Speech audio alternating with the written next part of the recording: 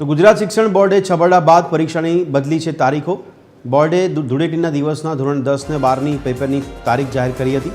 ધોરણ 10-12ની પરીક્ષાની નવી તારીખ હવે જાહેર કરાઈ છે। 18 અને 16 માર્ચ લેવાશે ધોરણ 10-12ની પરીક્ષા।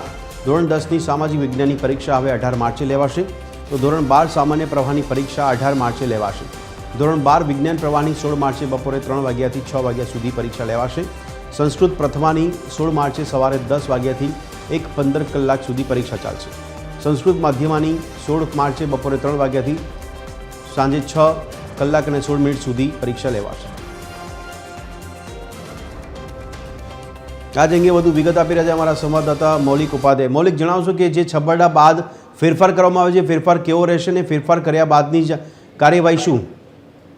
બધું જે રીતે ગુજરાત માધ્યમિક અને ઉચ્ચતર માધ્યમિક શિક્ષણ બોર્ડ દ્વારા ધૂળેટીના દિવસે બોર્ડની પરીક્ષાનું આયોજન છે તે કરવામાં આવ્યું હતું, જેના લીધે વાલીઓ અને વિદ્યાર્થીઓ છે તે અસમંજસની પરિસ્થિતિ છે તેમાં મુકાયા હતા। જોકે પરીક્ષાની તારીખ છે તે હવે બદલી દેવામાં આવી છે। ધોરણ 10ની સામાજિક વિજ્ઞાનની પરીક્ષા પહેલા 4 માર્ચના રોજ યોજાવાની હતી, પરંતુ હવે 18 માર્ચના રોજ તે પરીક્ષા છે તે લેવામાં આવશે। સાથે જ ધોરણ 12 સામાન્ય પ્રવાહની 4 માર્ચે યોજાનાર નામાના મૂળ તત્વો, ઇતિહાસ, રસાયણશાસ્ત્ર, અર્થશાસ્ત્ર સહિતના વિષયોની પરીક્ષા છે તે 18 માર્ચના રોજ યોજવામાં આવશે। જ્યારે ધોરણ 12 વિજ્ઞાન પ્રવાહની 4 માર્ચે યોજાનાર જીવ વિજ્ઞાનની પરીક્ષા હવે 16 માર્ચના રોજ યોજવામાં આવશે। એટલે આમ જે ધૂળેટીના દિવસે પરીક્ષાનું આયોજન છે તે કરવામાં આવ્યું હતું તેની તારીખો છે તેમાં ફેરફાર કરવામાં આવ્યો છે અને નવી તારીખો છે